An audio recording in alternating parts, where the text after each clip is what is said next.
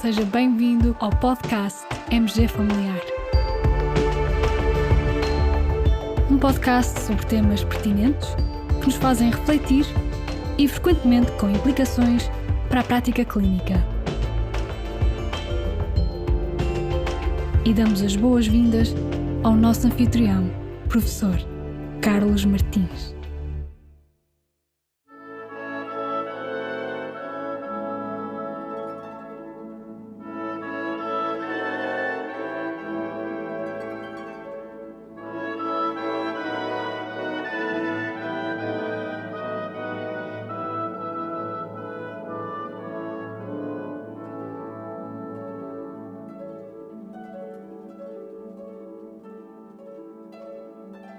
O Marco é licenciado em Economia e gosta de pesquisar informação na internet.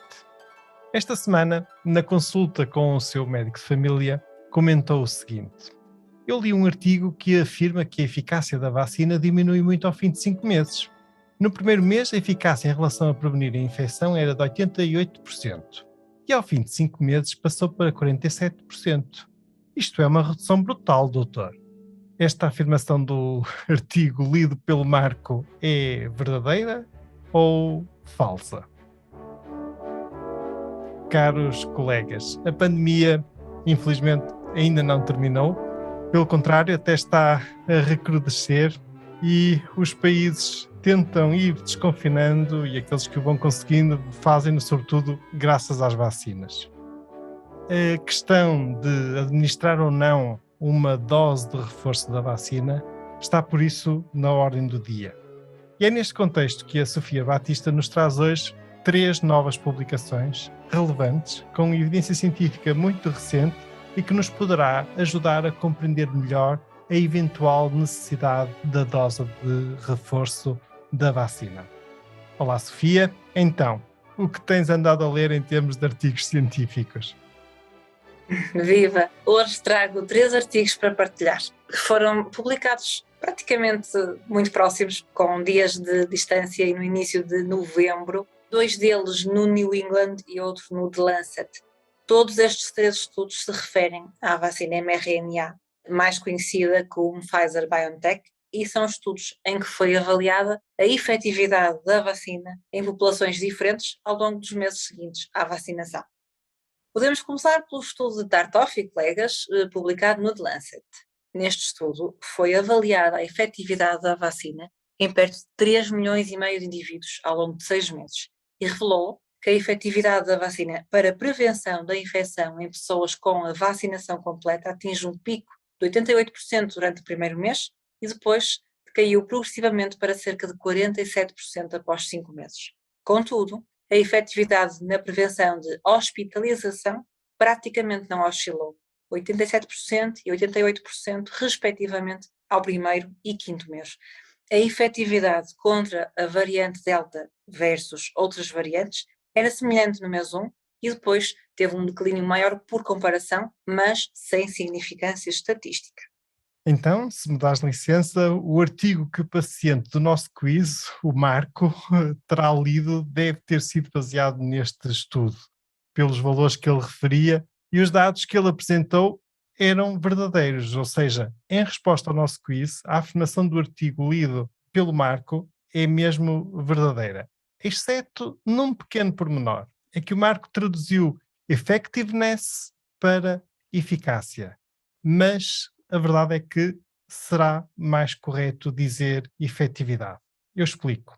Quando falamos de eficácia das vacinas, referimos-nos ao efeito da vacina num ensaio clínico em que comparamos um grupo de pessoas vacinadas com um grupo de pessoas a quem foi administrado um placebo.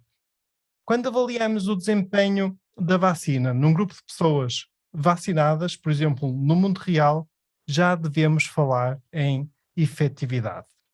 Por outro lado, o impacto e a interpretação que o Marco atribui a este estudo, nomeadamente quando diz isto é uma redução brutal, também não me parece ser inteiramente correta. Primeiro, é necessário perceber que estamos a falar de diferentes níveis de efetividade da vacina.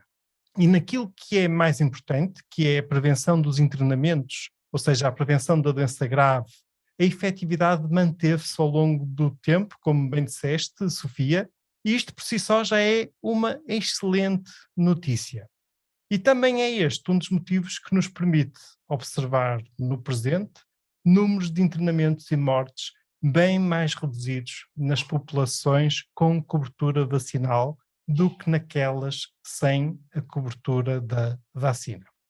E, Sofia, queres partilhar connosco os outros estudos, os outros 2 estudos?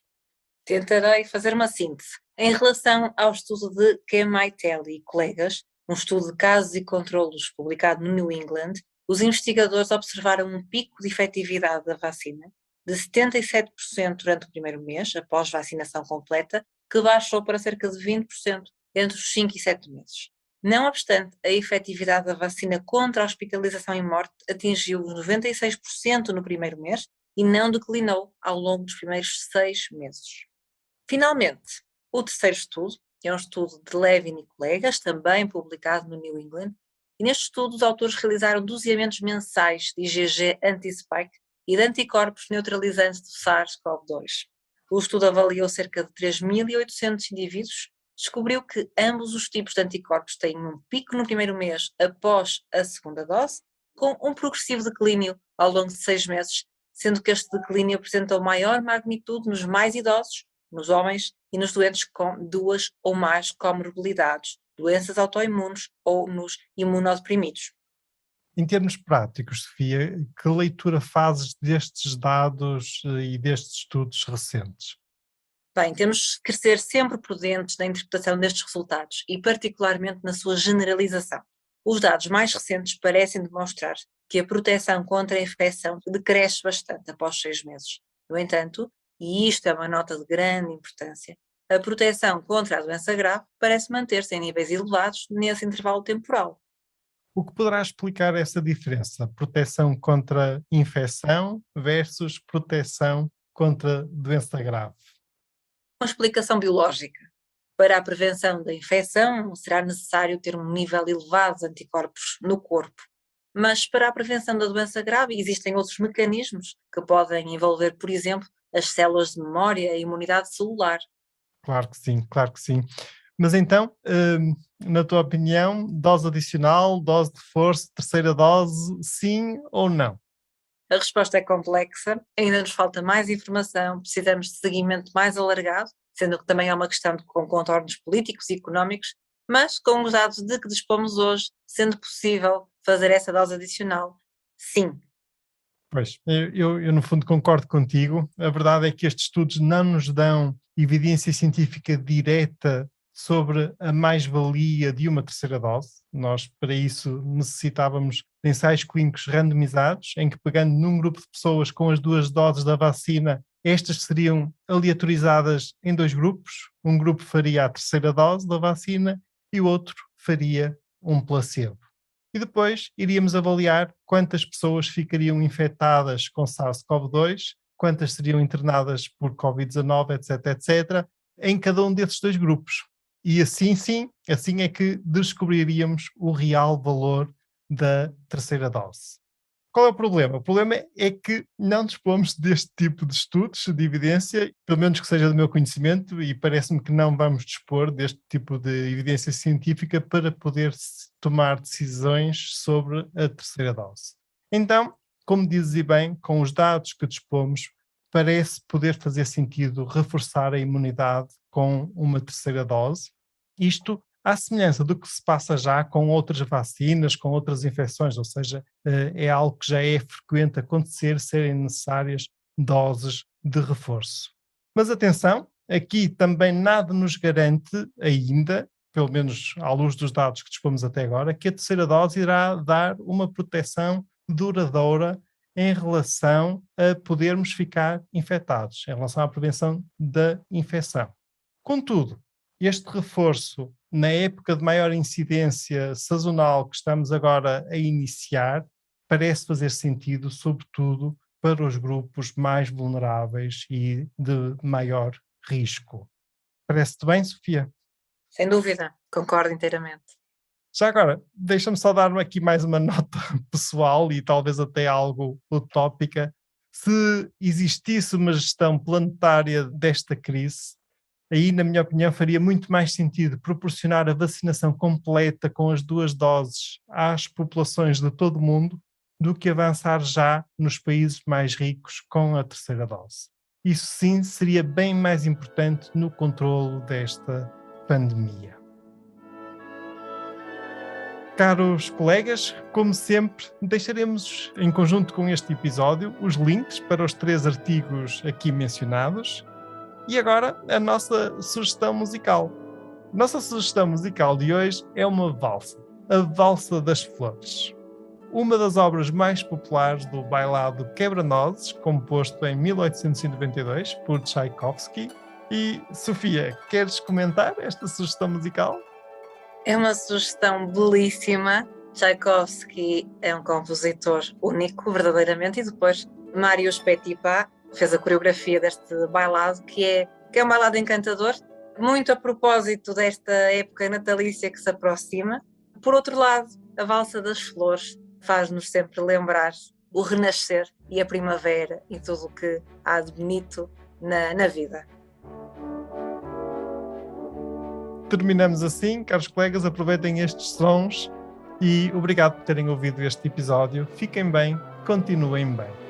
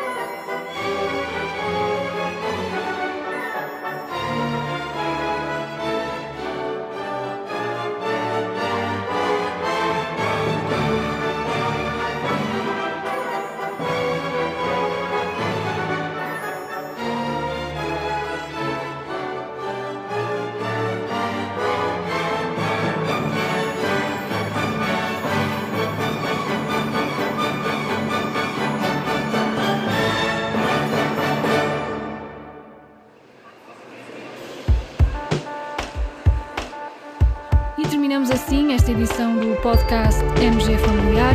Muito obrigada por nos ouvir. Se desejar completar a sua leitura, muitos dos conteúdos abordados neste podcast estão disponíveis em www.mgfamiliar.net. Até ao próximo episódio.